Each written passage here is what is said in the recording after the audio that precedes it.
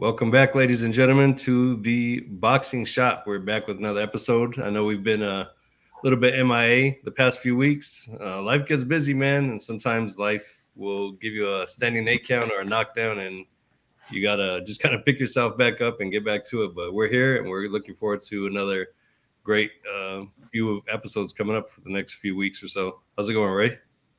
Yeah, man, it's going all right. Yeah, bro, I've been boxing ain't really been it for me lately, bro. I don't know if it's I don't know, man. I think I was just really looking forward to the summer lineups and that, and yeah, boxing's been kind of falling flat. I got to call it like I see it. Even the big events. I don't know. I guess there hasn't been really much surprises, much the big guys, or I mean, I'm just not getting what I want, I guess. But hey, Yeah, half a year left, man. That could change, so we'll see what happens. it is what it is. A lot of times the summertime usually kind of slows down, and we thought this year was going to pick up, but it didn't. Well, it was showing hope, but then a lot of fights started getting canceled. I But think for me, the big one was the Verge Ortiz Tim Tszyu, right? Like that was going to be on this card, and it was like I think that fight was just that big. It made that card look like wow. Because right, that card's still going on, and I'm looking at it, and I know they're trying to sell it or whatever, but I just seen today Golden Boy is offering 15% discount on tickets, and all that tells me is tickets aren't selling. And you right. know, um, Crawford against whoever, right? I get he's going up in weight.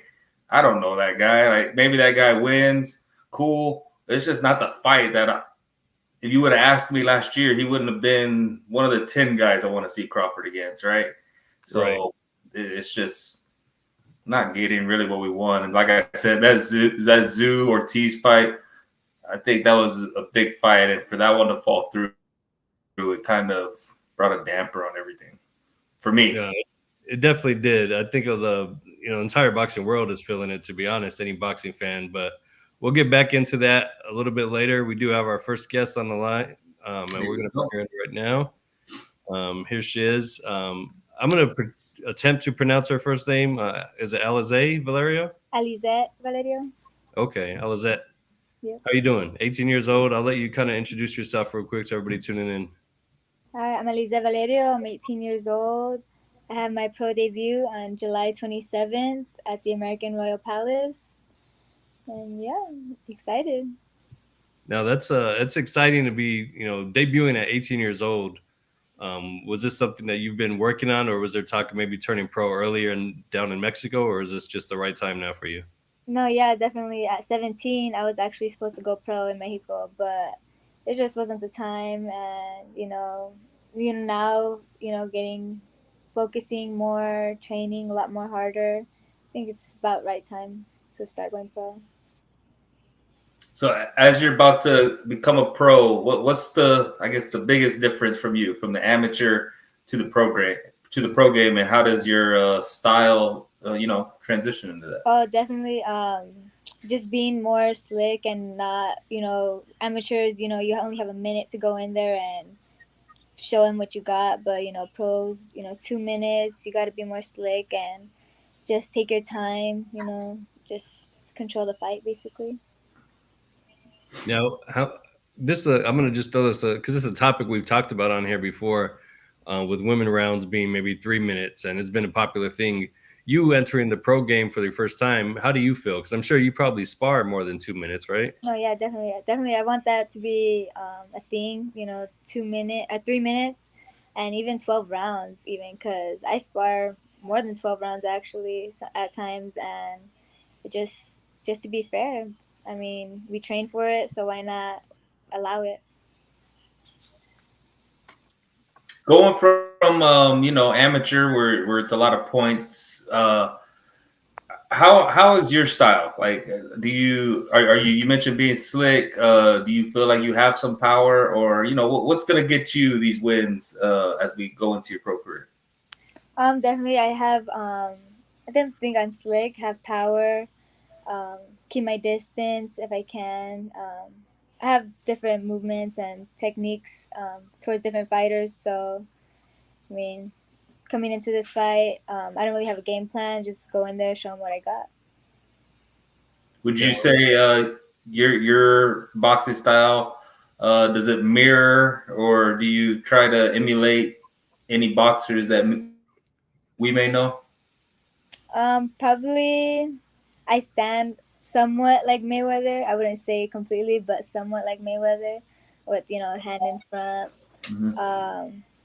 You know, um, and yeah. Is that one of your favorite fighters? Kinda, yeah. Yeah. I like Terrence Crawford. Terrence Crawford's Okay. pretty good. Yeah, he's. There we go. Who else have you looked up to coming up in the game? Because you're a lot younger, so it's interesting. Whenever we talk to younger boxing, fighters, finding out who they looked up to, and in your case, especially, like what women fighters have you looked up to? So far I'm interested in Alicia Baumgartner. I think she has, my eye, and yeah, Alicia Baumgartner. I've been just watching her, studying her for a couple of months now. What is it about her that makes her stand out as opposed to the other women fighters out there? I like her style. I like her power, and too, like, she's not afraid to just go in there and be the bomb. There you go. Yeah. Yeah. And we didn't even get it. I guess for everyone listening, myself too. Where are you from? And like, when did you get started in boxing? I'm from Phoenix, Arizona, and I've been training since I was 6, but really took it serious when I was 8 and started competing when I was 10. Okay, cool. And that's what I was going to get into. The next thing is, you're doing a whole lot more outside of just the sport of boxing. You were featured in the Wall Street Journal. Tell us about that. What was that all about?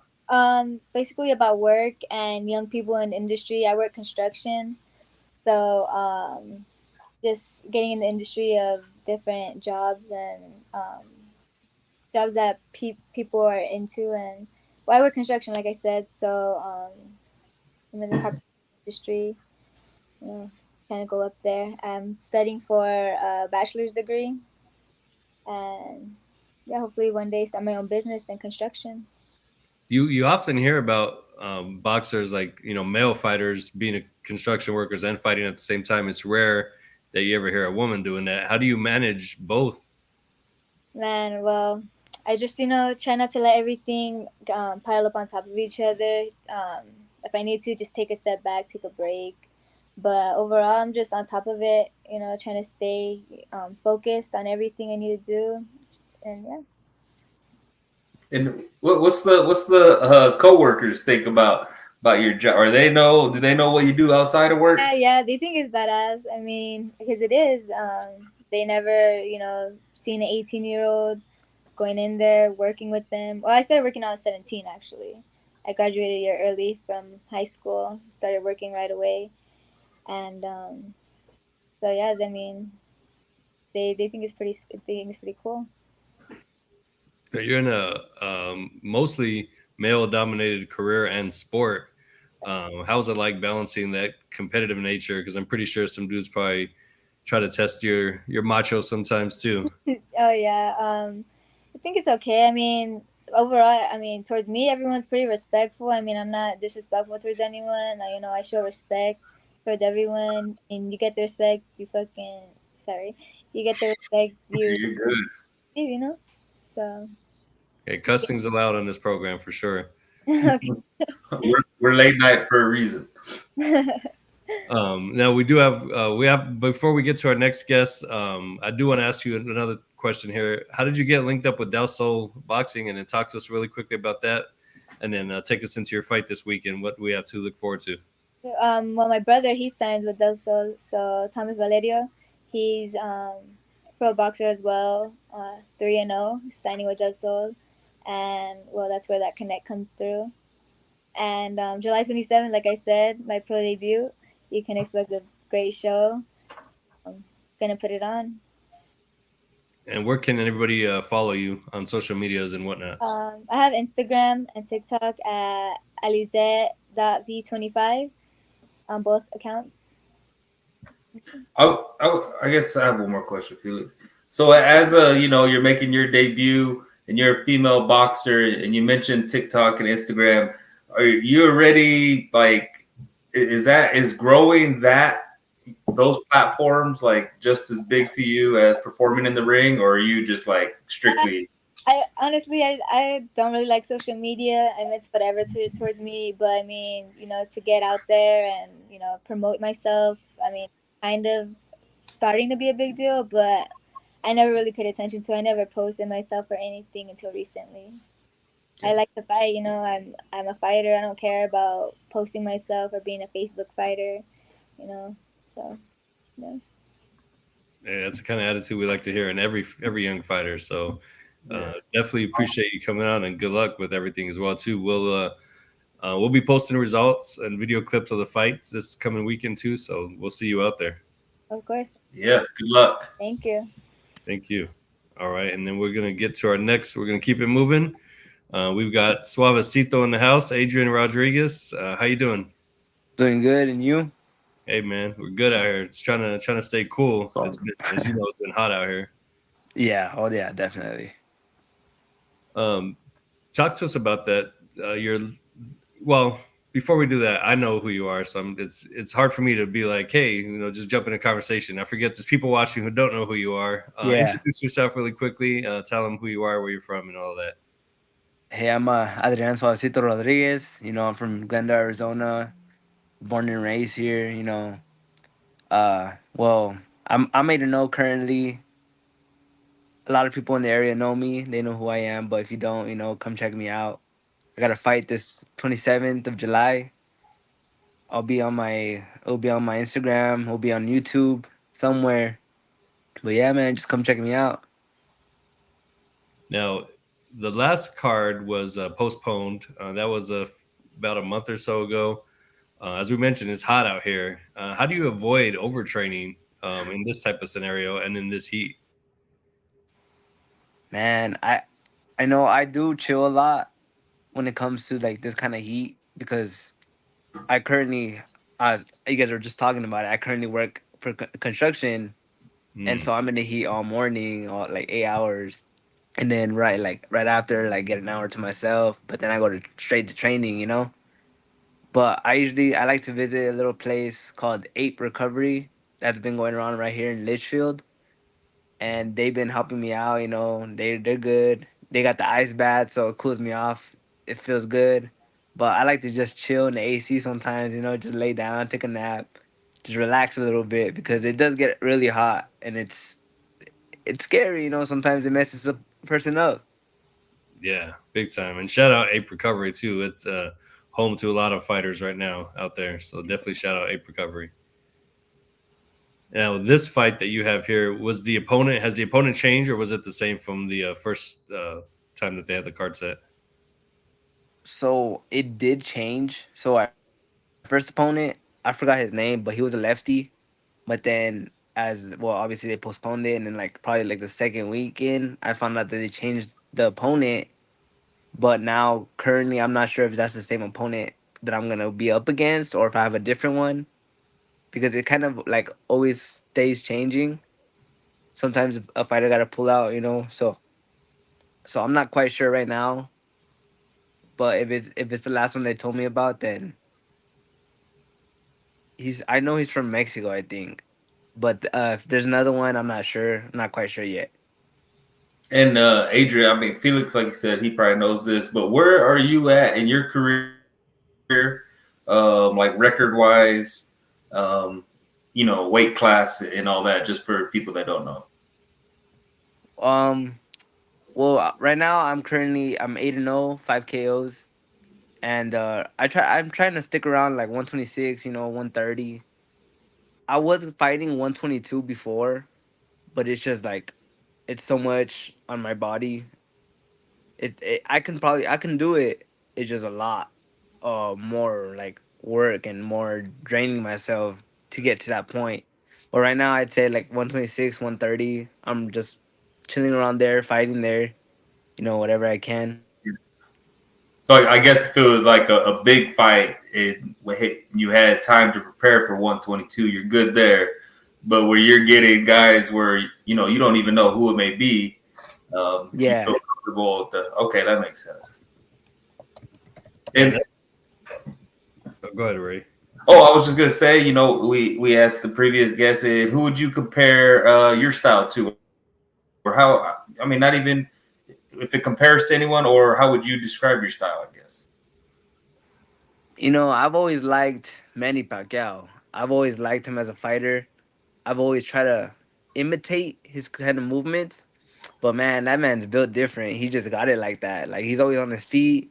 He throws hard and he's moving. Like I'm trying to put it like that. I'm trying to be like that, but in my own like style, you know.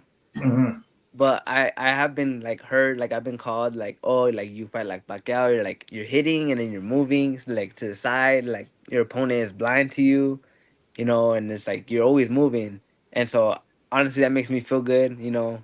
So I'd assume like people think that I'd fight like Manny Pacquiao, and that's like my only goal, you know, just my own style, but with his inside of that. Yeah, and I mean, shoot, you know, 5 KOs in 8 fights. Yeah, that shows that right there that you have some power. Because you know, even at those lower weight classes, you know, knockouts those aren't Yeah. always that common. So yeah, that's pretty good. Yeah, and with the other thing that's exciting too about watching Adrian fight is his ring gear is always unique. He always stands out. His ring walk, the Rey Mysterio masks. So he's always unique. What's your thought process going into getting ready for a fight, outside of just the fighting and the preparation, but like how you're gonna look and feel that night? I always take my time on that. Like I want to be different, you know. It's like I want to stand out in different ways than all these other boxers. So I always try doing the most, you know. You see me coming colored hair, you know, Yes. coming different kind of music. Like you've never heard like a person come out to that. Or I don't know, man. I just try to make my entrances unique. I'm trying to make them different. I'm trying to be different, and I'm trying to like wait, and I hope people see that because you know I'm not like your typical fighter, just going in like you know put some banda on, some Mexican song, you know, motivation. Like I just want to be, I want to stand out. You know, that's all it is. What do you have in mind for this coming weekend, or is that going to be a surprise? Might have to leave that a surprise. You already know though; it's already set. I already know. Yeah, I've been planning it since last month. I've been like, oh, I'm gonna come out with this. I'm gonna come out like this. Like, I yeah, man. imagine it's kind of like the first day of school when you got your outfit on your bed, like the night before Yeah. and everything. You got your trunks and your shoes and your gloves, everything ready. All freaking excited. Everybody's asking me, and I'm just like, oh man, I can't tell you that yet. I can't tell you that yet. Tune in, right? We got to tune in. Well, Yeah, Felix, pretty you much. better get all the footage and you know, because now I want to see this. I want to see the fights and now I want to see the ring walk. Yeah, the Oh yeah. Suavecito's one of the guys who's you already know the entrance is gonna be fun for sure, and the ring gear. I think if I remember correctly, this the last fight your hair was orange, right? It was green. Or It was green? like a green. Green. It was like a green Yes. blondish. Yeah, I remember that. And then I think you walked out to Eminem, if I'm not No, mistaken. I walked out. What was that song? I walked out to. I don't remember the song. I always forget. I gotta It's start always writing this shit I down. definitely have the video somewhere saved, so I'll have to find Yeah, that too. But Yeah, it's been you got to keep that up. yeah, definitely. Now, where do you train at out in Phoenix? I train in old school boxing gym. Oh, okay. Yeah, it's Yeah. classic right there. Oh yeah. Yeah, shout out. And Adrian, you mentioned I guess social media or what is your social media or where do we find you at? And you can find me on literally Instagram, Facebook, Adrian Rodriguez on Facebook. You know, just look up my name. You can find me on YouTube. Look up Adrian Suavecito Rodriguez. I know Old School got a YouTube channel as well. They post up the fights there too. And then on my Instagram, it's X Rodriguez XAR. If you guys want to come check me out, you know. Definitely will be following you. I'm already been following you, but everybody who's tuning in for the first time and seeing Suavecito, make sure you follow him. I've always wanted to ask you too, where'd you get the nickname? Shit, it's my dad. He gave it to me. Yeah. Yeah, he gave me that nickname when I started. And he's like, you're kind of like a suavecito. I always like to look good, like I always be like fixing my hair, like fixing like whatever how I look. And then he was like, I think we should give you. And then he's like, you're too nice. Like we should give you the name Suavecito. I think that fits you. Oh So yeah, it and, just kind of and stuck, that's hard right there. That's a hard. Yeah. I respect it. Yeah, definitely. Yeah, I like it. I like the Suavecito brand. I was wondering if it had something to do with the song or not, but now I got the full story. Yeah. That's what a lot of people think. I don't always play that song when I come out, but when I do, it means it's probably like something so people can know. They know Yeah. the name. Oh yeah. Yeah, I think if anybody else came out to that song, we'd look at them. I don't even think they'd allow the DJ to play that song if it was anybody other than you too. Probably shit. But before we let you go, move on to the rest of the show. Any other comments that you have for the people tuning in, following you, and what they can expect to see this coming weekend? Well, man, I just had to say that, thank you guys for inviting me on here. And I got to say thank you guys for watching, those who came on to watch, to see who Suavecito was. Thank you guys. It means a lot. You're definitely going to see a lot of me being inside a lot more and like sitting on my punches. I'm going to go harder now because that's what I want to. I want to give the people a good show, and I want to sit down more and not move as much. But, Suavecito way is always me moving. So you just got to leave it as it is. And I just have to say, thank you. Thank you to all the sponsors. Appreciate you guys. It means a lot to me. Cool. Yeah. Hey, appreciate your time, man. Appreciate you again putting on, and again, undefeated 8-0, 5 knockouts. Make sure you guys tune in, follow him, and we'll be having some highlights and stories about you, of course, on your career. And I'm pretty sure we'll be having you on this program again real soon. All right, man. Sounds good. Yeah, thanks for coming on, man. Good luck this weekend. All right, thank you. See ya. See ya. There we go, man. Couple of quick knockouts, knockout interviews to get us back in the groove. Shop been out of business for a few weeks, but we're back at it here tonight. I see Nibs there. Is Nibs available? Nibs trying to hop on and give us that Jake Paul recap. Yeah, I would definitely love to hear what he has to say about that. I know he was tuned in. And hey, everybody tuning in for the first time tonight too, appreciate it, man. This is what we do every Monday night at 9 p.m. And sometimes we miss a few Mondays, as you might have been able to tell this past few weeks. Real quick, I was going to talk about the Olympic team. I know you probably don't want to talk too much about it, but I'll just touch on it. Or let me ask you first: are you following the Olympic boxing right now?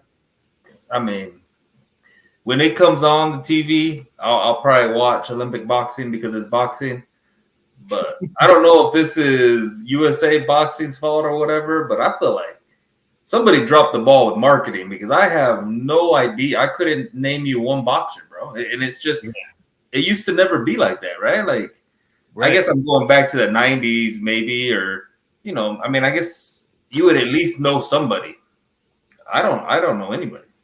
I know. What year was Evander Holyfield? I'll find it. I'll do some Googling right now. But he was a 1984 team. But you had the 92 class. I mean, just think about what they did with Oscar and, how big Oscar was before he was even a pro, right? Right. And then, I think 96 class was probably like Floyd and, Vargas was around there. And then, other Olympians, Ward, even more recently, like Clarissa Shields, there is at least always, I feel like, one person where there were eyes on, kind of had a name, a mainstream name that we were like hoping this person could win gold. I don't know if the team's just down that bad this year or, like I said, or somebody dropped the ball because I couldn't tell you, man. And that's really not fair to them. I know. I'm going to run through the names on the team this year. Starting with the men's, we've got Roscoe Hill representing the flyweight division, Jamal Harvey, men's featherweight, And then we also have Omari Jones, who's actually been on this program before, or this channel, I should say, not this show, but he's a welterweight. And then Joshua Edwards for the men's super heavyweight. And that's it for the men. A very small team this year. And then Jennifer Lozano, women's flyweight, Alyssa Mendoza, women's featherweight, Yahaira Gonzalez, women's lightweight, and Morale McCain, making history as the oldest woman on the U.S. boxing team at 29 years of age. The name before it, was that, I guess, Joette's sister? I believe so. Okay. It might be. I mean, but yeah, bro. I mean, come on. I follow boxing kind of pretty regularly, and I don't feel like one name has been pushed. Like I said, I don't know if it's maybe they just don't really feel like it's possible to have a winner this year, but there's no one really that I have my eyes on. Yeah, and it's from what I understand too, it's the last year that there's going to be Olympic boxing. Then the next one in 4 years from now, the next games, there won't be any Olympic boxing for that. I mean, I've heard that before, but I would find it. I mean, maybe it's done, but for them to not have boxing at the LA Olympics, like that'd be pretty crazy. But at the same time, man, like amateur boxing, I mean, these previous Olympic teams, at least most recently, like they haven't really been producing much, Yeah, they have not. Definitely not. So, maybe it's a good thing because I think that it's definitely two different styles. And I would say, from recent history, USA boxing is not producing, great talents like it has in the past. Yeah, no, it's. But y'all can attack me. You're gonna say, "Hey, Clarissa Shields, Michaela Mayer." Come on, man. I'm talking about men's boxing. I say it all the time. I mean, we haven't had, when it comes to the men's teams, like we've been failing like every year. I mean, I think the closest we got was a silver or a bronze at the last one, the 2020 games. Yeah. I'd have to go back and look, but just. Even when you look at we haven't really had that moment, man. Like the moments I remember, at least most recently, is Shakur crying. Right? You remember? Yeah. I feel like that's the biggest men's moment that I can remember. Shakur crying like a baby because he lost, and now he's crying because people don't like the way he fights. So the good thing about it, though, is that there is an Olympic Games again, and that usually what that means is. Within the next, that's going to be throughout the summer. So I'd say by the start of next year and through the summer, it's going to be all about the new pros that are making their debut. All these new Olympic guys that are going to be coming over and making their debut.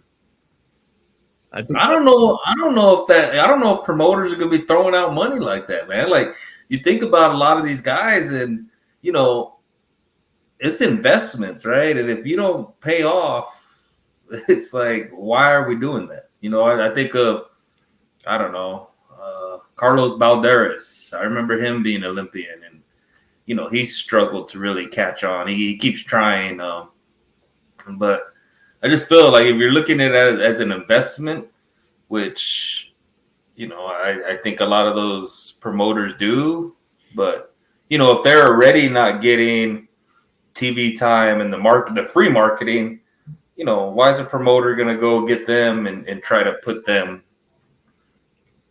sell them, right? That just becomes a harder sell, I guess, is what I'm saying. Yeah, I feel you. And it does feel like it is kind of, like you said, like a harder sell for sure. We'll see. Usually historically, it's like that next year, it's like, a bunch of new debut for, and not just the United States, but there's a lot of other countries too that there's guys that are going to be debuting. Maybe not all countries. Some of them, like the Cubans, that's what they live for. So they stay within the amateur ranks for a very long time if they ever turn pro. But yeah, I would say if anything, like those promoters are probably going to be after the Eastern Europeans, right? The Ukrainians, which have showed Olympic success and now pro. The Cubans, of course. But I just think USA boxing is down, man. And hopefully we have a breakthrough, right? Hopefully these guys that I say I don't know, hopefully in the next few weeks while we get through the Olympics, someone makes a legitimate run. And, I think that would be good for boxing as a whole. And I think too is going to be good with it is we're starting, and I think another reason why USA boxing has been kind of bad, which we're seeing now again, is boxing is starting to become more in the forefront with a lot of people. We had about a month or two ago, we had Kaipo Gonzalez, who was 18 on here. Tonight we had Alezet, 18. There's a bunch of young fighters coming back up again, and I think it's taking its time, but it's it's getting cool to be a fighter again, I guess you could say, because for the longest time, even you can just use the heavyweight division as an example. We don't have a great American heavyweight because they're playing other sports, football, basketball, whatever. I think it's cool to become a boxer again, and we're starting to see that on the come up. So hopefully, obviously maybe not this year, but no, I agree. I mean, if one of these guys, especially you said that with that U.S. had a super heavyweight, right? Like if he goes and cleans up with knockouts and wins a gold medal, that puts boxing at the forefront, right? Like now that's someone people want to emulate, people want to be like. But if they're at the Olympics and they're not getting any shine, what's gonna make a little kid be like, oh, I want to go to the Olympics? Like, there's no point, right? Like, nah, I'll turn pro at 16, 17 and try to emulate that world champion rather than, this guy who put in all this work, went to all these tourneys and, got nothing out of it, basically. Yeah, that's also another good point too. Well, moving past the Olympics, I'm kind of in hater mode today, bro. So, perfect, because we got the perfect fight for a hater. It is Derek Chisora and Joyce, two of your favorite UK fighters going at it. I'm surprised this fight hasn't happened before. I feel like Derek Chisora has fought everybody. Yeah, I feel like anybody who's needed a win has kind of been fed Chisora at one point.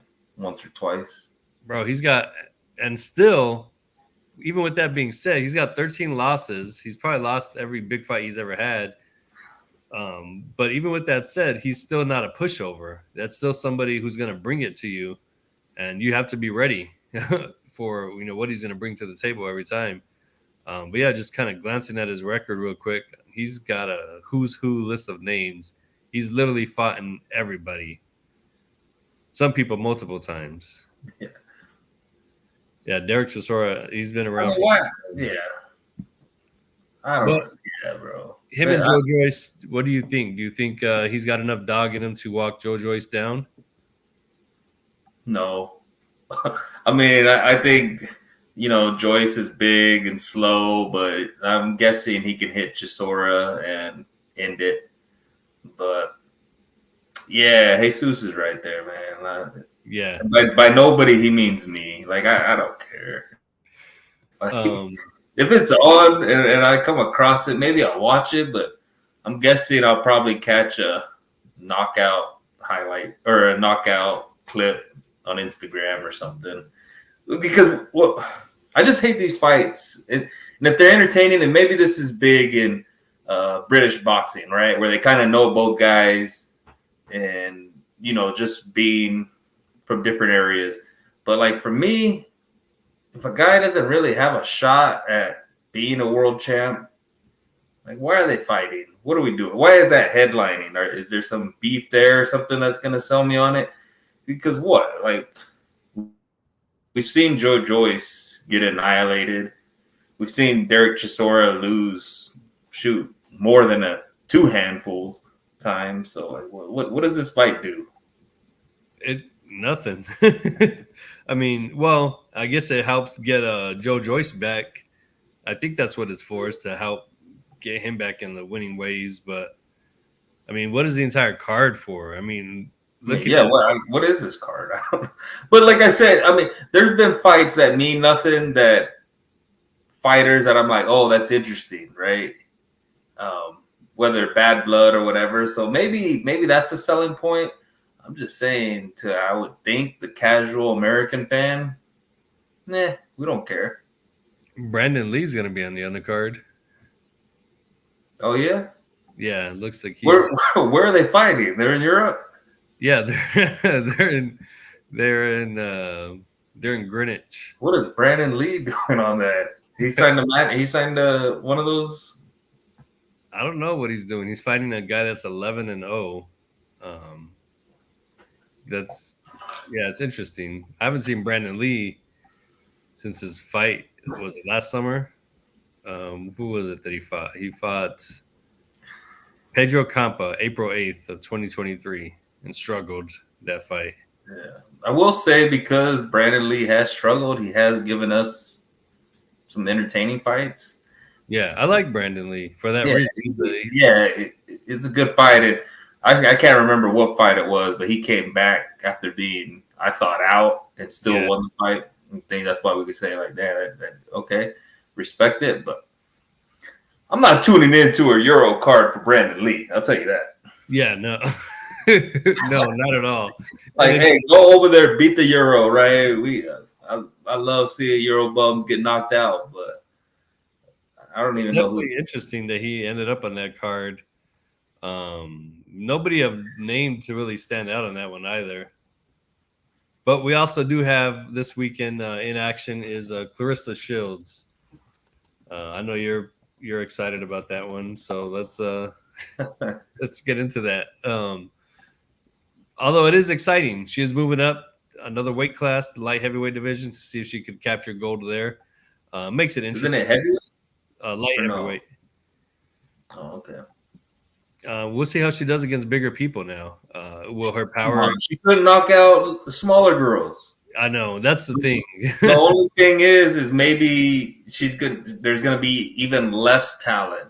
At these higher divisions. So, I mean, in men's boxing, I would say weight classes matter, right?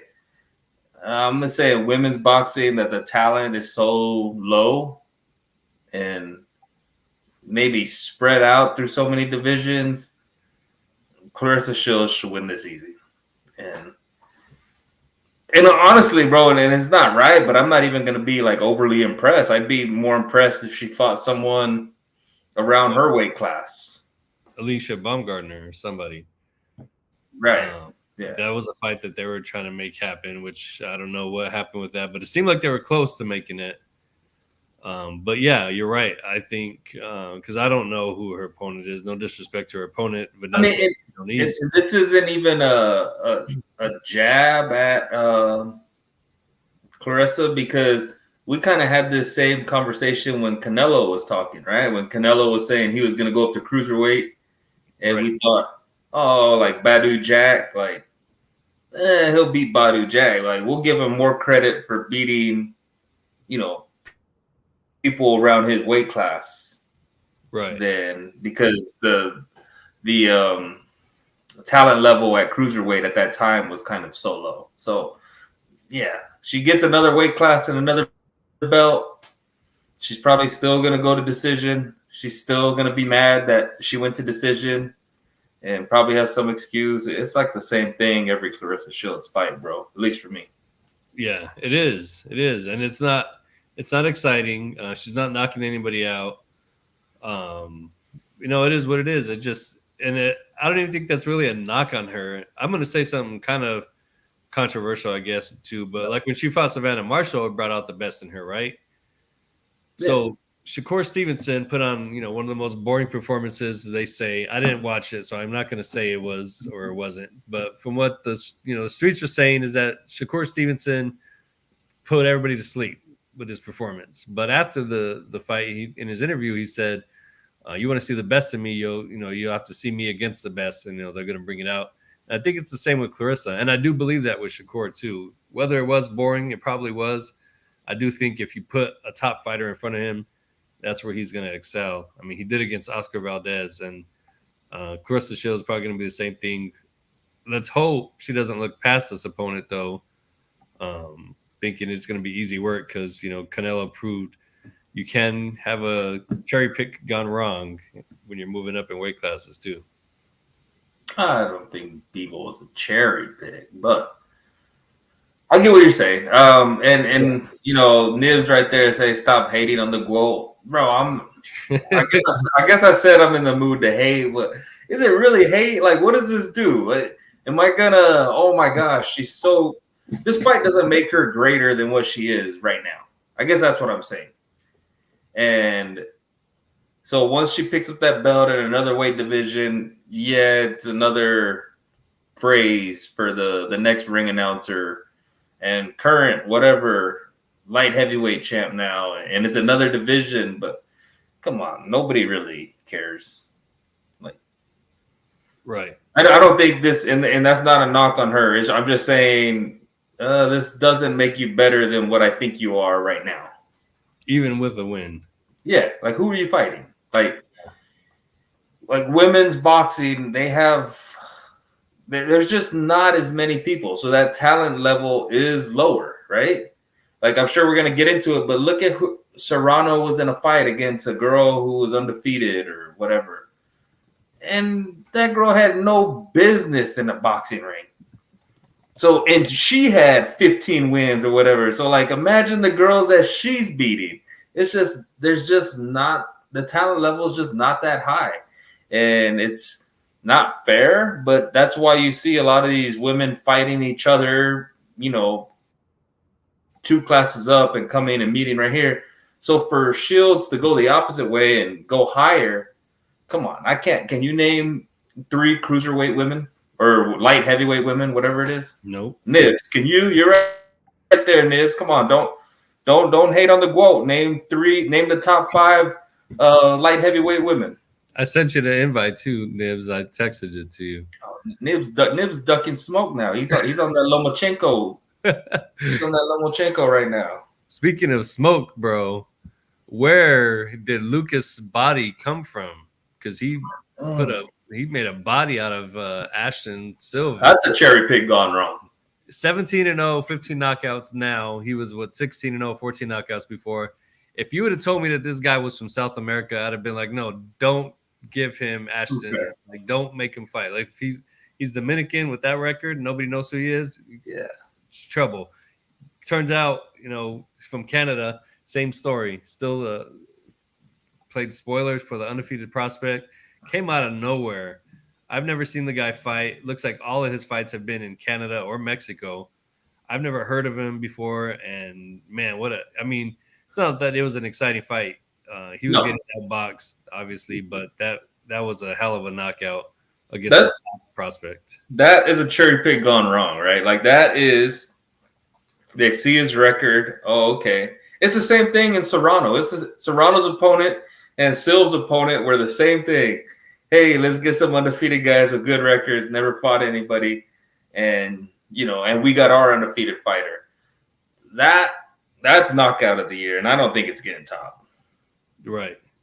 Like, and comeback of the year, you could give that guy whatever award you want. I don't think he probably wins another fight now that he has a name and other people will probably fight him. He might not win another fight, but he's got to get his credit for it because that knockout was ugly, man. Yeah, no, that was brutal. But I told you about this. First off, that ref was a hater. I was hating. That ref wouldn't let him go celebrate. I know. He was trying to. That ref was like trying to tackle him. And then the announcers, I think they were asking God to please restore Sil. What is going on right now? Please restore him. The dude's alive. I've never heard that before. Yeah, but shout out to Body. Hey, man, he got one. And it's Sil. I don't know if you come back from that, honestly. Yeah, that was bad. When you're laying dead and yeah. I don't know if you're coming back from that. Yeah, that sucks because we were gonna get that Kid Austin fight too. So I know that was gonna be nice if we got the Silva and Schofield fight. But now I wonder, would Schofield have had the same kind of success? I think it turns into a different fight, right? And I think this was to typical like he got lazy. He got lazy, right? He was like, let's not forget, Silv was winning every second of every minute of every round of that fight. And in boxing, it only takes, one punch or three in a row, like body. You might be laid out. What up, Nibs? We got Nibs in the What up, building. fellas? I'll let y'all argue about women's boxing now. I'll just kind of sit back. Oh yeah, Nibs hopped on to give us the top Mhm. 5 light heavyweights in women's boxing. I got nothing. I got Oh. nothing at all. To be honest with you, I don't think there is a top 5. But I will say this real quick. Like, she's done enough to call herself the GOAT, I guess. You know what I'm saying? When you look at her resume, I'm not mad at it. is women boxing hella lighter than men's? Of course it is. You know what I'm saying? As far as top competition, you can only fight so many motherfuckers. But I'll say this, man, she's got competition for the top spot now. It's not like she can just phone it in because she got 2 Olympic medals. You know what I'm saying? Like, let's be real clear. She was getting the top spot because of that. Now she's having to fight at light heavyweight because there's really no one else for her to fight. You know what I'm saying? Yeah. And she tried the MMA thing. That didn't really work out too well. So I don't know, bro. Like, Amanda Serrano called herself the GOAT after her last performance. I don't know about that. I mean, like you said, she was fighting a tomato can. So, you know what I mean? I don't know what we call women tomato cans. I mean, I don't know, tomato cans. I don't know what's going on. But look, that you guys were talking about the H2O knockout. Jeez whiz, bro. Hey, that I'm calling it, bro. I know you guys said it. It might not be. It's not. That's knockout of the year. When you go face first, hands down at your side, it's Yeah, bro. That's one of the nastiest knockouts I've seen in a bit. And going back to Shields real quick, I have no problem with her calling herself the GOAT. Like, those 2 Olympic medals, like you say, yeah, like we're past that. But those 2 Olympic medals are harder to win than any world championship that anyone has right now.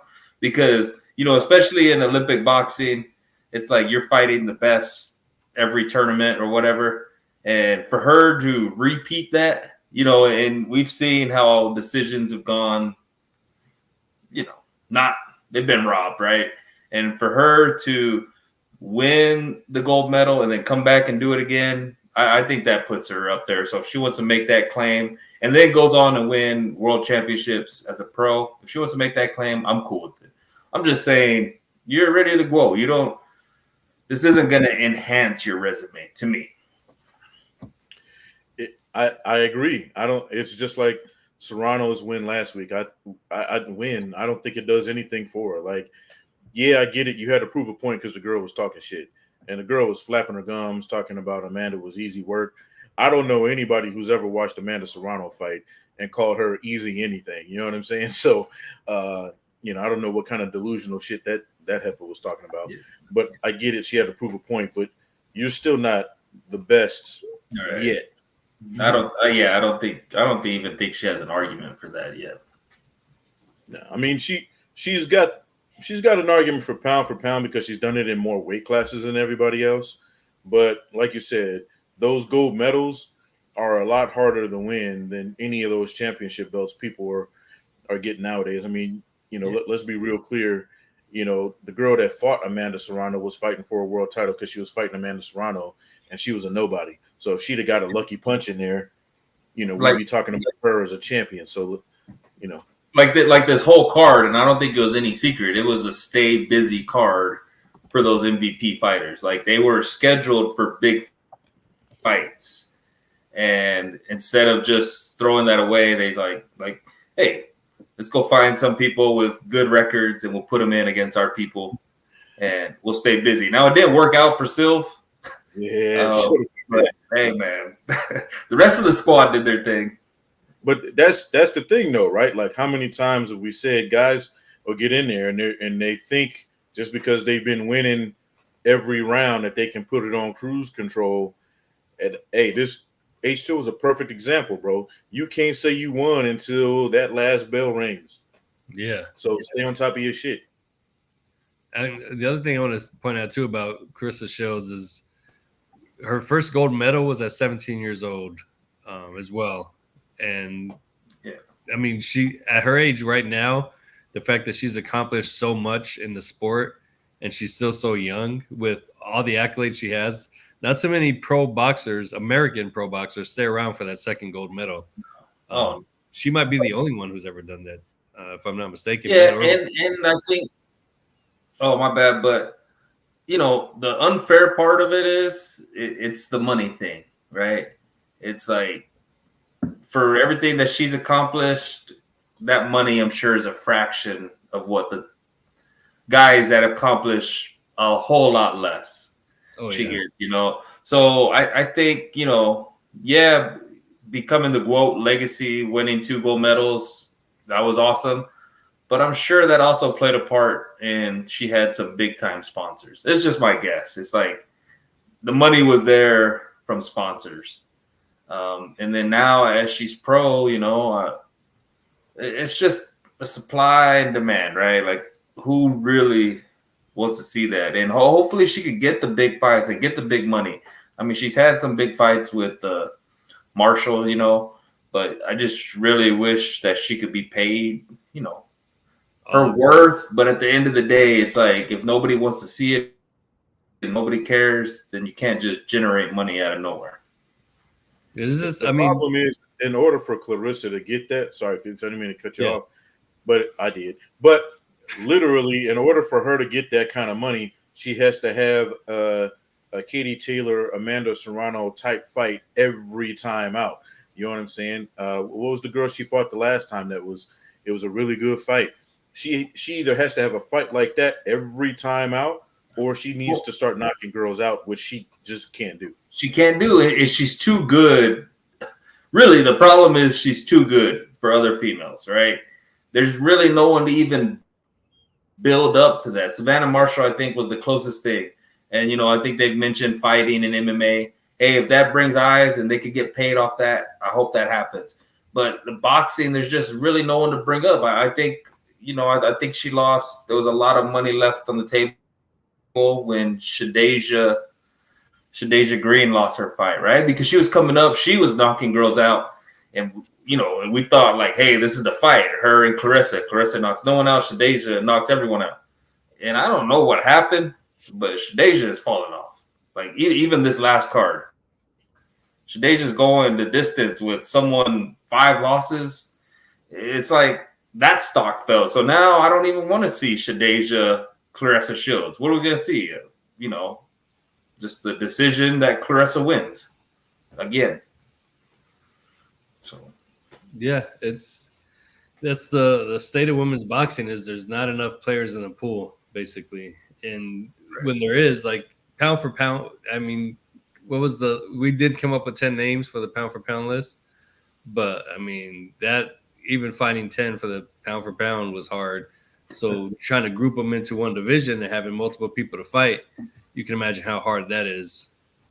Well, and Felix, we talked about it earlier. We said maybe, you know, the men's boxing, USA boxing, you know, maybe these opponents come from the women's Olympic boxing, right? Because now if we have whoever wins a gold medal in the women's, they're going to automatically and quickly become players, right? I'm talking about a couple fights in, they're probably going to be fighting for world championships because that pool is so thin. So, you know, I don't remember what weight class Clarissa won it in, but if whoever wins that, you know, hey, them and Clarissa, right? Both gold medal winners in the same weight class. Like, let's see it. So, you know, maybe she's going to benefit from that. But really, I think she's just too good to really get the eyes and money that she deserves.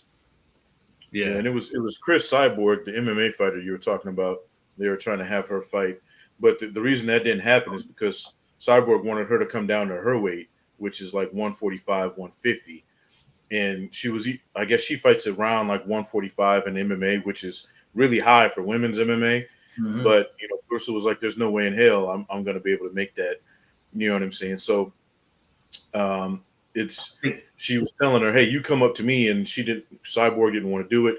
But that's, again, like you said, that's a money fight. Like MMA fans are going to tune in, boxing fans will they'll watch that. Yeah. But that'll be a circus, and let's face it, Clarissa is going to box the shit out of her. Like, you know what I'm saying? So it is what it is. Like, I really don't know if there's ever going to be a real legitimate opponent for Clarissa Shields. It's like you said, Ray, she's a victim of her own greatness. She's too good for everybody else. Yeah. I still want to see her and Baumgartner go at it, though. I know she's going to have to come down even more. Yeah, I think Baumgartner was kind of on that same thing. Like, hey, fight me at my weight. And yeah. But think about that. Think about how like crazy that is. Like, these women have to jump all these different weight classes. Like we were just talking about Amanda Serrano. She's had to jump 7 different weight classes to even be considered, you know what I'm saying, a great fighter, or to make the money that she's making now. She's had to, I think there was a story where she fought like in a span of like 4 months and 3 totally different weight classes. That's bananas, bro, just to be able to make any kind of money, at all. Right. And that MVP backing, I think she's got some inflated purses because of, Jake Paul, right? Which is good. It's not a bad thing, but it's like not everybody is receiving those inflated purses. But her and Katie Taylor, if they're still going to do that, that's a big one. I think both will be paid really well. So yeah, that entire card is happening still. Tyson, Jake Paul, Taylor Serrano on the undercard.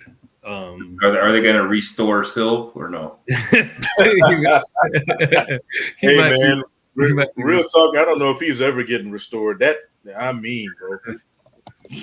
Bro, yeah, that was a vicious. That was one of those kind of knockouts that's going to give him PTSD. That was worse than Manny, right? Like, I know Manny Pacquiao's was face first, but yeah, because Manny's was 1 punch. This was a 3-piece.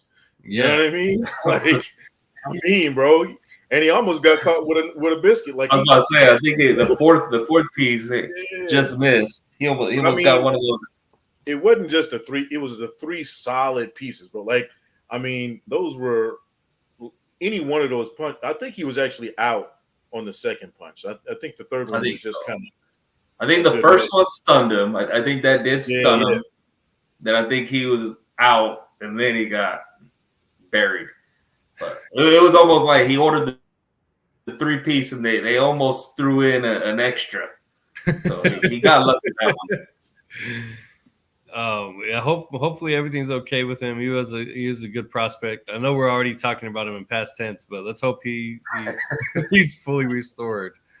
And back to factory reset setting. The zone has to get better commentators, bro. This shit is getting out of hand.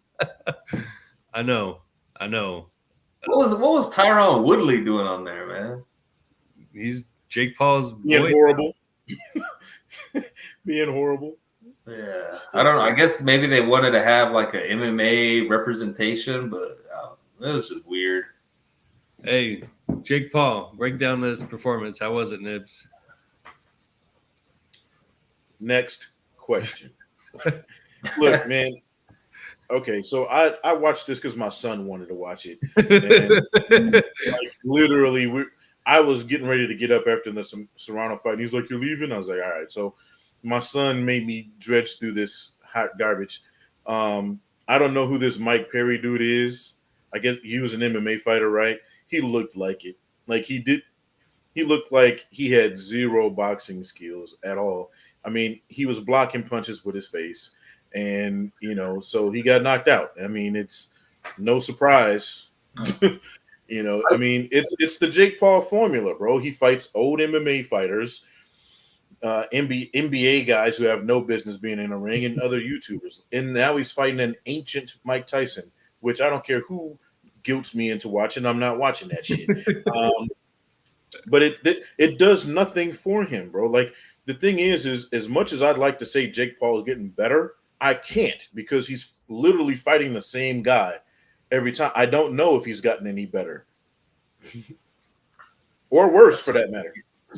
That is a good point. I mean, we can't really tell unless we get him in there. And the only time we got him in there where somebody was Fury, and that didn't turn out too well for him. Although he did still drop him in that last round, and he held his own for the most part. But I still have hope for Mike Tyson. But man, after this weekend, I don't know, man. It was We'll so see. like Mike Perry, I guess.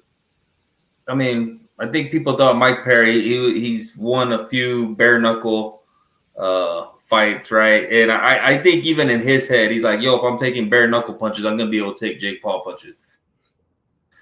It's not the same. Like bare knuckle boxing is not the same. Perry said that he didn't expect Paul to be so fast and hit so hard.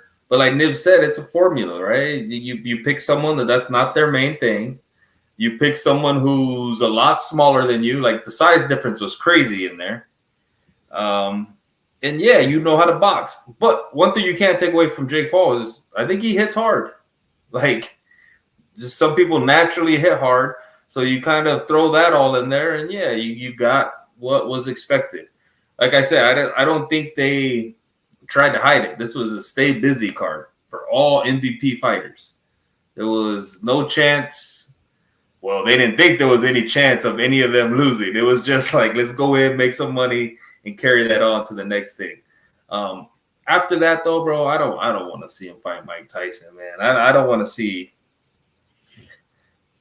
Mike Tyson go through that. Honestly, he's 60 years old. Yeah, I was all for it, but I don't think I want to see it now because I just can't see Mike go out like that. I don't want to. I mean, I could do what Nibs is doing and then not watch, and I guess basically it never happened in that case, right? I mean, come on, like just to see if Mike Tyson's on wobbly legs, like there's no reason for that, man. Yeah. I mean, let's be real clear. Mike Perry is not Mike Tyson. So I want to point out one thing. Even with that, Mike Perry did catch Jake Paul a couple of times and even wobbled him, I think, once or twice, right? If he gets hit like that against Mike Tyson, it's a wrap. Like if he catches a clean Mike Tyson, is it? You think Mike Tyson at 60 years old? Mike can still like the last thing to go is power, bro. Like that power his chin might be fucked up, but he can still wing a punch. You know what I'm saying? And if he gets that adrenaline going after hurting an opponent, it's. I mean, he might be like completely gassed after that. But this dude was laid up. This dude was laid up on an airplane, bro. He had a flare up. He had a flare up from a pre-existing condition. Yeah, that condition still could be with him. Years old. I don't know. I mean, the fan in me says, "Yo, Mike's gonna duck under and catch him with that left hook." But even if that possible, I don't want to see him take the risk of, looking like Mike Perry in there. I feel it. Look, what does this do for boxing? Nothing, right? If Mike Tyson wins, he knocked out the YouTube kid finally. You know what I mean? I think it's bigger than that. If Mike Tyson wins, I think Mike Tyson is. It does nothing for his legacy. If Mike Tyson wins, bro, we're talking. Real fans he's gonna get a statue. Like, bro, he's gonna be. Don't get me wrong. I'm not saying that he's accomplished something that no man could ever do, but it's gonna feel like that because at his age and everything. The media is gonna go crazy with it, bro. Yeah, let's say this, right? Like Mike Tyson, he's lived a life that they've written books on, that they've had TV shows, movies. If Mike Tyson wins this is the end of the movie. Like, right? That's how big it is. Like, it is big to me. I think they're gonna bill it as if you won a world title. You can make it bigger than what it is, but it's really nothing. Like it proves nothing. You know what I'm saying? It proves, he can still punch. Great. We already knew that. And then the flip side of it is Jake Paul wins. It's like, okay, you beat an ancient man. You know what I'm saying? Let's be real clear. Mike Tyson is nowhere near what he was in his fighting career. If this fight happened 20 years ago, I mean, Jake Paul would have been a toddler when it happened. But okay, I'd be interested in him fighting somebody else then. Now, The dude's got one foot in a fucking retirement home. Like, what are we doing here? You know what I'm saying? I'm just like, even the kind of mystery of what we would see, to me, that's even kind of gone, because we saw Mike versus Roy in what, 2020, and we saw the build up clips of Mike looking mean and doing all this thing, and they got in the ring and Mike looked old. Like, I thought Mike won, he still put on, but we saw those clips and we saw what it really was in the ring. Now we're 4 years later. We're still getting those clips. He's going to look worse in the ring, man. And that's why I'm like, we don't need to see that. And what does it do to Jake? It probably makes him the most hated man in sports. And I don't think he has a problem with that. He's probably good. He's probably welcoming that. Oh, yeah. He's going to love that if that happens. That's pretty sure that's a part of the whole reason why he's doing it. Because he knows it's going to rub some people the wrong way, and he's going to make a shit ton of money doing it. And, just this fight kind of went under the radar. I don't know. It was probably a few years ago. But when Evander Holyfield, he lost to, I can't think of the guy's name. Silva, right? It was Vitor Belfort. Or Belfort, yeah. Yeah. And he got knocked out first round. And it was like, what is Evander Holyfield doing? Right. And it was embarrassing. It was... And then you look at it, Evander Holyfield's 60 years old or whatever. Bro, that's Mike Tyson. That's Mike Tyson. And he's fighting someone that would knock out Vitor Belfort.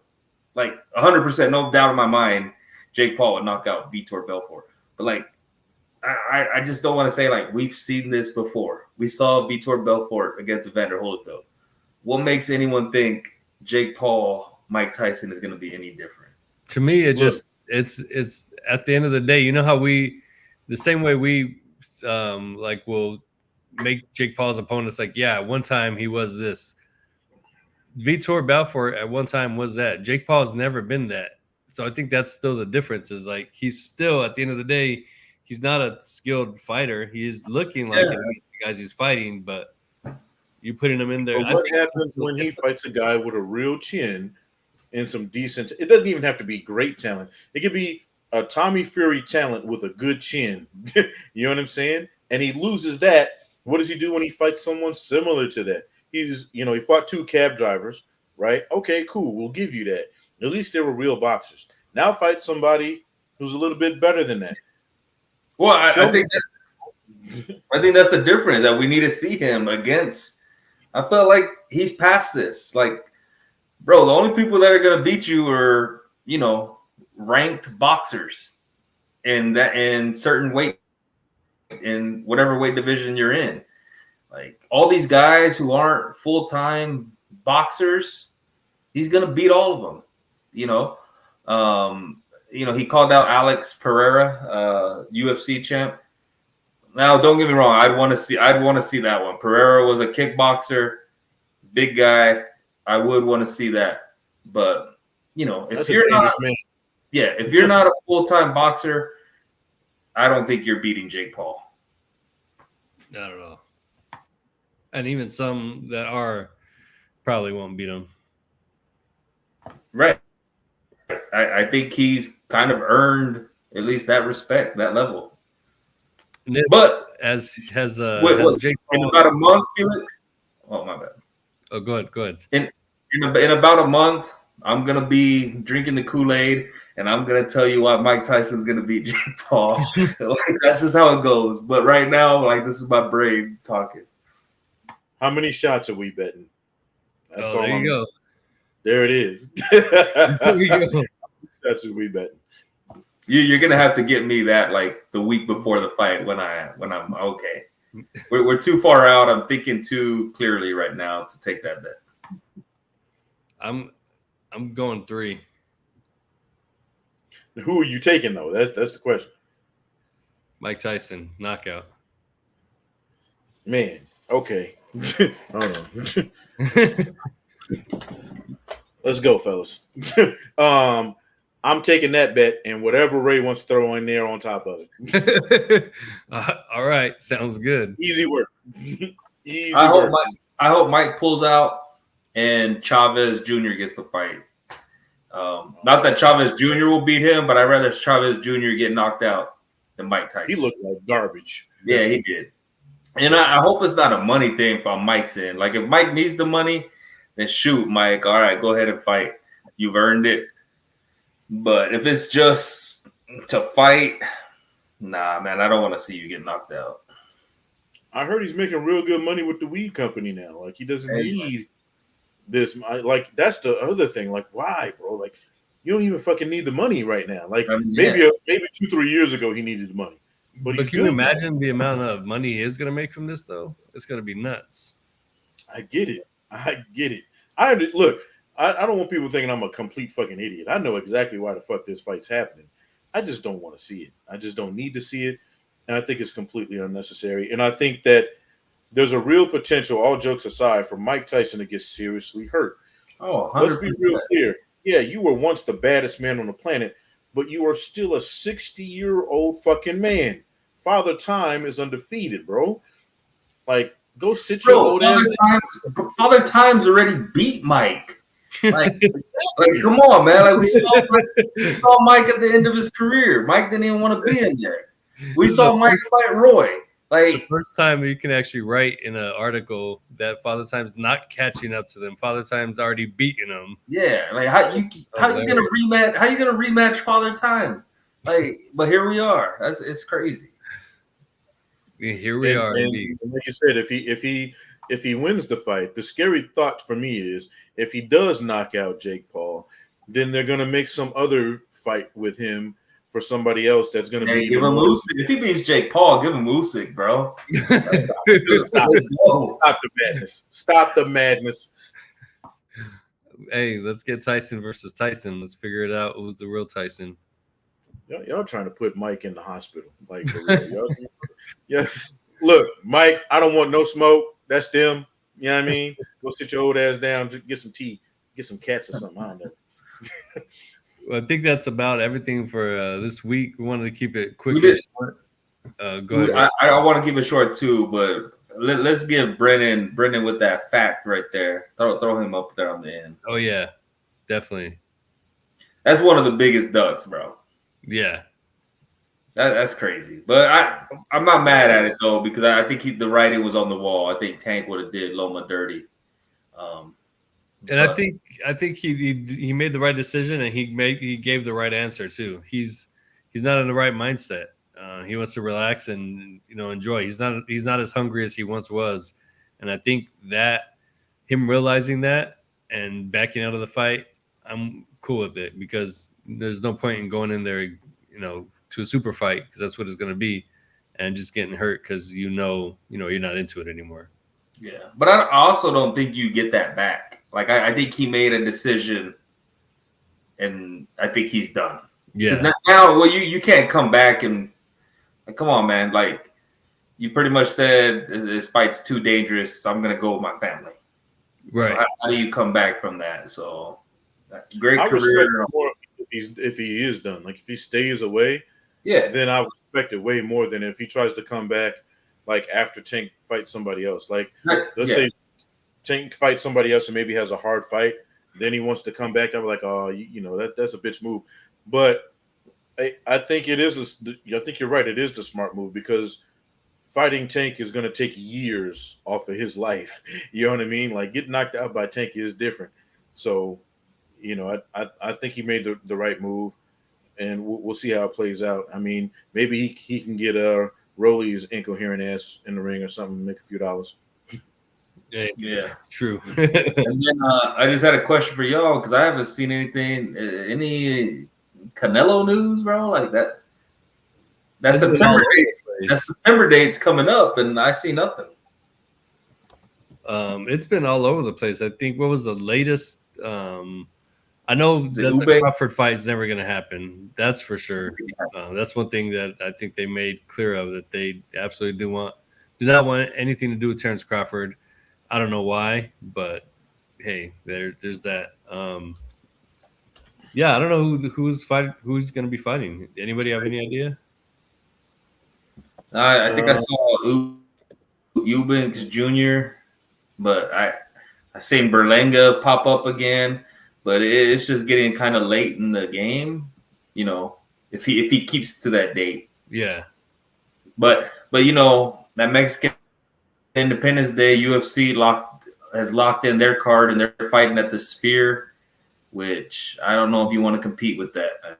Like, I know he's Canelo, but I feel like the Sphere is an event in itself. Like, what's it gonna look like there? And I don't know if they'd want to compete with that necessarily. Yeah, that's a good point too. Are there top Mexican fighters in the UFC that they'll stack on that card? I think they're trying to. I think I saw Max Holloway fighting for a belt. Like, Max is going to bring in fans. There was a couple more fights that I seen, and then I see every Mexican fighter, wanting to be on that card. So, yeah, that could definitely. It's saying that he's got a date, but it's open, like it's TBA. Yeah. So they haven't picked. Everybody's speculating, but it's on his card. It says TBA, which is whack. We'll find I out still soon. haven't seen an update on the Plant fight. To be honest with you, it doesn't even show up as listed as an official fight yet. So I don't, and that's next month. Yeah, that one is done though. Caleb Plant, Trevor McCumbee. It just has to be announced, basically. But yeah, let me see. Let me take a look at something here. Actually, I just saw something. any idea where that's going to be? It was going to be in Orlando. Okay, that's different. But it looks like, from what I just saw right here, it looks like it's postponed. Oh, I mean, if they wanted, if they should just throw it on that Jake Paul card. That'd be cool to have, bring in real boxing fans to have a legitimate. Well, I guess they already got Katie Taylor Serrano, but I mean, then you're talking about a really good card. You know what I mean? It would have been. Yeah, it definitely looks like it's postponed. Looks like Trevor got.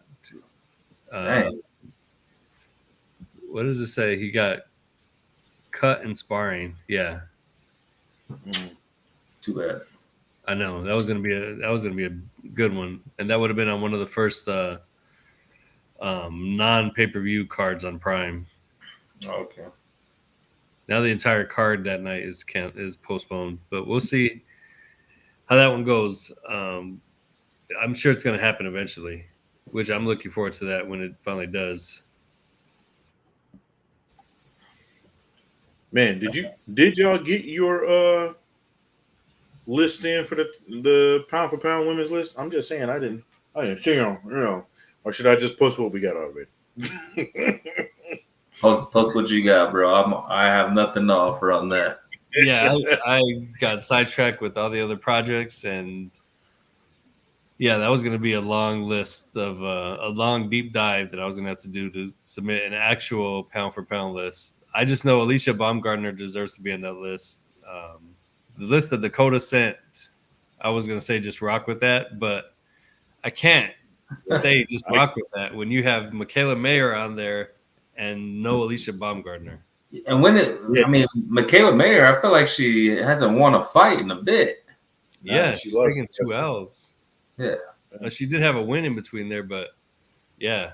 I'll make mine and then kind of go off of that and weigh the two. But to be honest with you, I still haven't filled the last 2 spots. I feel like the reason I brought that up was just to say,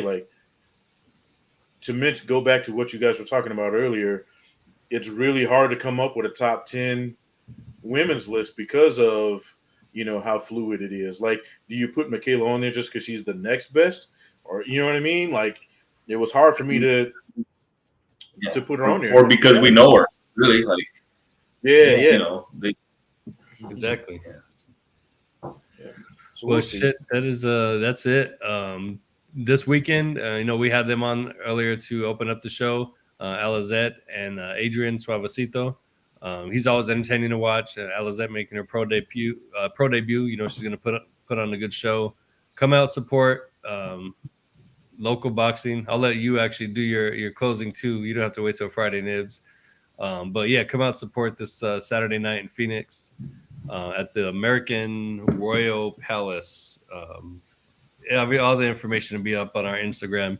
We'll be throwing it out there. And then pretty soon, at some point this week, it's something new that we're going to be doing. If you guys are fans of the channel, fans of the company, the brand, I'll be dropping a link this week with like news for Arizona boxing. We had a couple guys fought last weekend, pick up some victories. We've got fights this weekend. Trevor McCumbee getting injured. He's the Arizona fighter. So there's news within each region alone, not just the sport. So, in addition to Arizona, we're going to start seeing the New England stories getting covered by Jack and the tri-state area by Dakota. So just be on the lookout for that. That's something new that's coming out. If you're fans of the local stuff, and then I'll segue that into Nibs, into why it's important to be into the local stuff. Yeah, man. I mean, first of all, thank you for having me on, fellas. It's always a pleasure to come on here. It's always fun to debate, get a little bit change of scenery between what me and Jack do usually. So, it's a pleasure as always. I love going back and forth with Ray. Supporting local boxing is more than just supporting the fighters. It's more than just supporting, somebody who's going to make millions of dollars one day. You're supporting your local economy as well. You're supporting, a lot of the promoters are local. A lot of the people working, most of, if not all, of the people working the event, the people, from the security to the door people to the ticket sales to the concessions, right? All those people are usually local people. So you're helping your local economy. And when you're supporting somebody that's homegrown, somebody from your area, you're supporting yourself, right? This guy might be your next door neighbor. He might be the guy picking up your trash. He might work at your kid's school. There could be a million different people, or women for that matter, right? It could be, your policewoman. It could be, again, somebody you meet at a coffee shop. These are the people that are out there and they're doing their thing. And what support they need the most is the one from their local community, because I guarantee you it's a lot easier to go on when things get rough, when you got the support of your local town from you.